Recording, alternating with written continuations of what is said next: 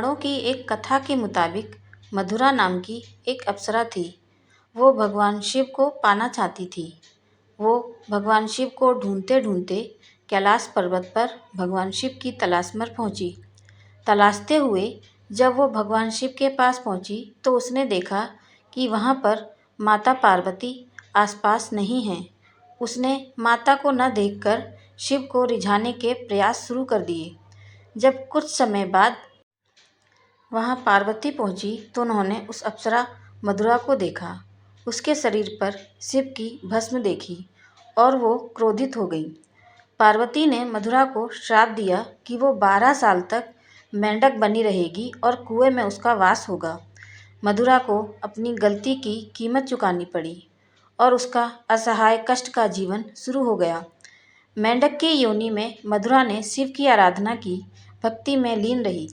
12 वर्ष पश्चात जब उसकी श्राप से मुक्ति हुई, जिस समय ये सारी घटनाएं घट रही थीं, उसी समय कैलाश पर असुर राजा मायासुर अपनी पत्नी के साथ तपस्या कर रहे थे।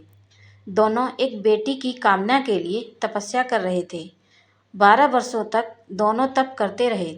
इधर मधुरा के श्राप का जब अंत हुआ तो वह कुएं में ही रोने लगी।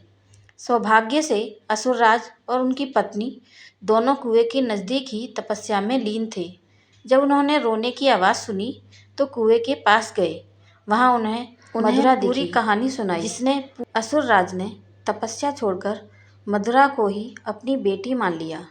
मधुरा का नाम बदलकर मंदोदरी कर दिया गया। असुरराज के महल में मंदोदरी को राजकुमारी का जीवन मिला। वो अपनी नई जिंदगी में बेहद खुश थी, लेकिन इसी बीच उसकी जिंदगी में रावण का आना हुआ। मंदोदरी के पिता मायासुर से मिलने रावण पहुंचा। वहीं उसने मंदोदरी को देखा और उस पर मोहित हो गया। उसने मायासुर से मंदोदरी का हाथ मांगा। मायासुर ने ये प्रस्ताव ठुकरा दिया तो वह क्रोधित रावण मंदोदरी का अपहरण कर लाया। दोनों राज्यों में युद्ध की स्थिति बन गई, लेकिन मंदोदरी जानती थी कि रावण उसके पिता से ज़्यादा शक्तिशाली शासक है। इसलिए मंदोदरी ने रावण के साथ रहना स्वीकार किया। मंदोदरी का चरित्र रामायण में बेहद नैतिक दिखाया गया है।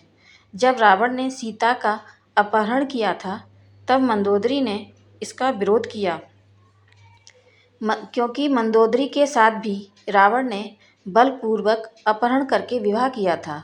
लेकिन विवाह के बाद मंदोदरी सच्चे मन से उसके प्रति समर्पित हो गई।